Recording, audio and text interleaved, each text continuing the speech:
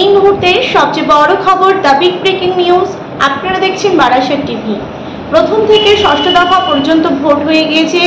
আগামী 1 জুন সপ্তম দফায় অর্থাৎ শেষ পর্যায়ে ভোট মোট 9টি লোকসভা কেন্দ্রে। দমদম, যাদবপুর, দক্ষিণ কলকাতা, উত্তর কলকাতা সহ ডায়মন্ড হারবার, জয়নগর, মথুরাপুর, বারাসাত, বসিরহাট এই 9টি লোকসভা কেন্দ্রে ভোট আগামী 1 জুন। দেখা যাচ্ছে যে প্রত্যেক রাজনৈতিক দল তাদের নির্বাচনী ভোট প্রচার জারি রেখেছেন। এই 9টি লোকসভা কেন্দ্রের মধ্যে বাম কংগ্রেস জোট ডায়মন্ড হারবার, যাদবপুর, অন্যদিকে বসিরহাট, বারাসাত, দক্ষিণ কলকাতাতে কিন্তু ভালো ফলাফল করে এগিয়ে থাকতে পারে সম্ভবত। আমাদের যে ভিডিওর মূল বিষয়বস্তু, দক্ষিণ কলকাতা লোকসভা কেন্দ্রের জনমত সমীক্ষা। দেখা যাচ্ছে যে সেখানে দক্ষিণ কলকাতা লোকসভা কেন্দ্রে ত্রিমুখী হাড্ডাহাড্ডি রাজনৈতিক লড়াই। এই ত্রিমুখী হাড্ডাহাড্ডি রাজনৈতিক লড়াইয়ের ময়দানে বাম কংগ্রেস জোটের প্রার্থী সায়রা শাহ হালিম, অন্যদিকে তৃণমূলের প্রার্থী মালা রায়, বিজেপির প্রার্থী দেবশ্রী রায়। এই ত্রিমুখী হাড্ডাহাড্ডি রাজনৈতিক লড়াইয়ের ময়দানে সায়রা শাহ হালিম, বাম কংগ্রেস জোটের প্রার্থী, তিনি এবার ভালো ফলাফল করে এগিয়ে থাকতে পারে। দক্ষিণ কলকাতা লোকসভা কেন্দ্রটি 7টি বিধানসভা নিয়ে গঠিত। এই 7টি বিধানসভার মধ্যে বালিগঞ্জ, কলকাতা পোর্ট, ভবানীপুর, রাসবিহারী, বেহালা পূর্ব এবং পশ্চিম, এই 7টি বিধানসভাতে কিন্তু বাম কংগ্রেস জোটে দেখা যাচ্ছে বালিগঞ্জ এবং বেহালা পূর্ব, অন্যদিকে রাসবিহারী, এই 3টি লোকসভা কেন্দ্রে কিন্তু বাম কংগ্রেস বিজেপির প্রার্থী দেবশ্রী রায়। এই ত্রিমুখী হাড্ডাহাড্ডি রাজনৈতিক লড়াইয়ের ময়দানে বাম কংগ্রেস জোটের প্রার্থী সায়রা শাহ হালিম ভালো ফলাফল করে এগিয়ে থাকতে পারে সম্ভবত। দক্ষিণ কলকাতা লোকসভা কেন্দ্রটি 7টি বিধানসভা নিয়ে গঠিত। বালিগঞ্জ, কলকাতা পোর্ট, অন্যদিকে ভবানীপুর, রাসবিহারী, বেহালা পূর্ব এবং পশ্চিম, কসবা, এই 7টি বিধানসভার মধ্যে কসবা, বালিগঞ্জ, অন্যদিকে বেহালা পূর্ব, এই 3টি বিধানসভাতে কিন্তু বাম কংগ্রেস জোট এগিয়ে থাকতে পারে সম্ভবত। বালিগঞ্জ বিধানসভাতে বাম কংগ্রেস জোটের একসময় শক্ত ঘাঁটি ছিল। এই বামেদের এই শক্ত ঘাঁটিতে নতুন রাজনৈতিক পথ চলা শুরু করতে চলেছে সায়রা শাহ হালিম, বাম কংগ্রেস জোটের প্রার্থী। ভালো ফলাফল করে এগিয়ে থাকবে বালিগঞ্জ, অন্যদিকে কসবা এবং বেহালা পূর্ব, এই 3টি বিধানসভাতে কিন্তু বাম কংগ্রেস জোট ভালো লিড করতে পারে। বিজেপির প্রার্থী দেবশ্রী চৌধুরী, তিনি রাসবিহারী এবং ভবানীপুর এই 2টি বিধানসভা থেকে এগিয়ে থাকবে সম্ভবত বা লিড করতে পারে সম্ভবত।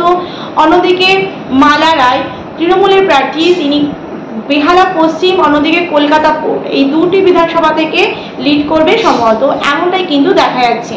জনমত সমীক্ষার ইঙ্গিতে বলছে বাম কংগ্রেস জোটের প্রার্থী সায়রা শাহ হালিম দক্ষিণ কলকাতা লোকসভা কেন্দ্র থেকে প্রায় 39% ভোট পেয়ে এগিয়ে থাকতে পারে সম্ভবত, এবং মালা রায়, তৃণমূলের প্রার্থী, তিনি 38% ভোট পেতে চলেছে সম্ভবত।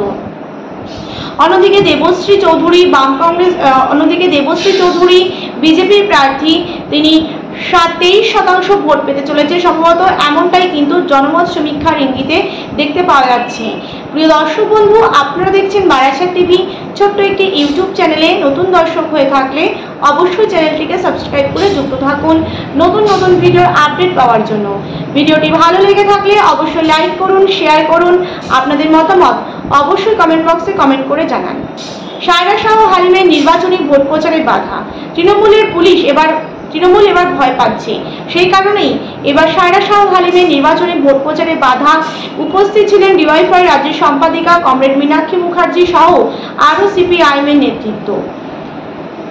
বাম কংগ্রেস জোট এবার বাংলাতে নতুন রাজনৈতিক পথ চলা শুরু করছে বামেদের নতুন তরুণ তুর্কিদের হাত ধরে, সেই কারণেই তৃণমূল এবার ভয় পাচ্ছে।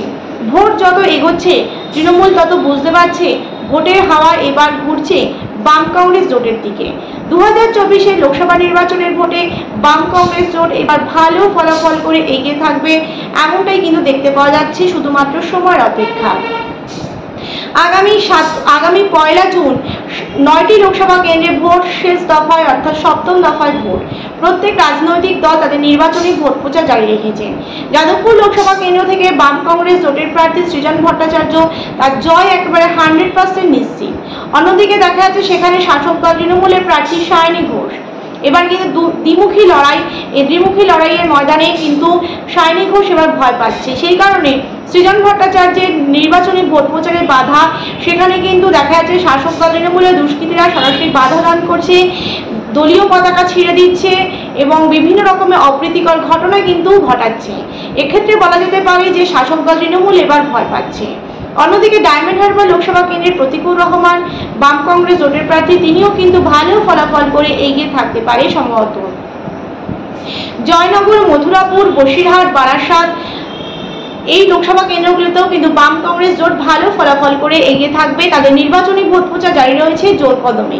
অন্যদিকে দেখা যাচ্ছে যে বসিরহাট লোকসভা কেন্দ্রে নিরাপদ সর্দার তিনি বাম কংগ্রেস জোটের প্রার্থী, তিনিও কিন্তু ভালো ফলাফল করে এগিয়ে থাকছে সম্ভবত।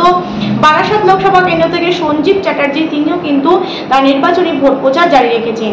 দমদম লোকসভা কেন্দ্র থেকে ডক্টর সুজন চক্রবর্তী, তিনিও কিন্তু এবার ভালো ফলাফল করছে, শুধুমাত্র সময়ের অপেক্ষা। আগামী 1 জুন দমদম লোকসভা কেন্দ্রেও কিন্তু ভোট শেষ দফায় ভোট। তার আগে সুজন চক্রবর্তী তার নির্বাচনী ভোট প্রচার জারি রেখেছেন। তার নির্বাচনী ভোট প্রচারে ডিওয়াইফাই রাজ্যের সম্পাদিকা কমরেড মীনাক্ষী মুখার্জি সহ দীপশিতা ধর, অন্যদিকে মোহাম্মদ সেলিম সহ একাধিক বামেদের তরুণ তুর্কিরা একেবারে নেমে পড়েছে দমদম লোকসভা কেন্দ্র থেকে সুজন চক্রবর্তীর নির্বাচনী ভোট প্রচারে। সায়রা শাহু হালিম দক্ষিণ কলকাতা লোকসভা কেন্দ্র থেকে কিন্তু একেবারে 100% জয়যুক্ত হচ্ছে, জয় শুধুমাত্র সময়ের অপেক্ষা। দক্ষিণ কলকাতা লোকসভা কেন্দ্রে বাম কংগ্রেস জোটের প্রার্থী সায়রা শাহু হালিমের সঙ্গে তৃণমূল প্রার্থী মালা রায় একটা হাড্ডাহাড্ডি রাজনৈতিক লড়াই। দেখা যাচ্ছে যে এবার মালা রায় তিনি কিন্তু তৃণমূলের প্রার্থী এবার পিছিয়ে থাকতে পারে সম্ভবত। অন্যদিকে বিজেপির প্রার্থী দেবশ্রী চৌধুরী, তিনিও কিন্তু পিছিয়ে থাকছে, একথা একেবারে 100% নিশ্চিত। সায়রা শাহু হালিম জয়যুক্ত হচ্ছে, একেবারে 100% তিনি জয়যুক্ত হচ্ছে। আগামী 1 জুন দক্ষিণ কলকাতা লোকসভা কেন্দ্রের ভোট, প্রত্যেকটি বুথ কেন্দ্র আগলে রাখতে হবে শাসক দল তৃণমূল কোনো রকমের অপ্রীতিকর ঘটনা যাতে ঘটাতে না পারে। গত নির্বাচনে আমরা দেখেছি যেভাবে ছাপ্পা ভোট, ভোট চুরি, ভোট লুট হয়েছে, সেই রকম অপ্রীতিকর ঘটনা যাতে না ঘটে নির্বাচন কমিশনের তরফ থেকে কড়া নিরাপত্তা তো জারি থাকবেই। তার সত্ত্বেও বাম কংগ্রেসের দলীয় কর্মীদের কিন্তু একেবারে ভূমিকা কিন্তু অবশ্যম্ভাবী। তাদের কিন্তু প্রত্যেকটি বুথ কেন্দ্র আগলে রাখতে হবে। যদি কিনা দেখি তমলুক লোকসভা কেন্দ্রে সায়ন ব্যানার্জি, তিনি বাম কংগ্রেস জোটের প্রার্থী, যেভাবে গত নির্বাচনের 6ষ্ঠ দফা নির্বাচনে যেভাবে প্রত্যেকটি বুথ কেন্দ্র আগলে রেখেছিলেন, ঝাঁপিয়ে বেরিয়েছেন বা দাপিয়ে বেরিয়েছেন, সেই রকমভাবে কিন্তু প্রত্যেকটি বুথ কেন্দ্র আগলাতে হবে। তাহলে কিন্তু বাম কংগ্রেস জোটের প্রার্থী সায়রা শাহু হালিমের জয় একেবারে 100% নিশ্চিত। প্রিয় দর্শক বন্ধু, এই ছিল আমাদের আজকের প্রতিবেদন। ভিডিওটি ভালো লেগে থাকলে অবশ্যই লাইক করুন, শেয়ার করুন। আপনাদের মতামত অবশ্যই কমেন্ট বক্সে কমেন্ট করে জানান।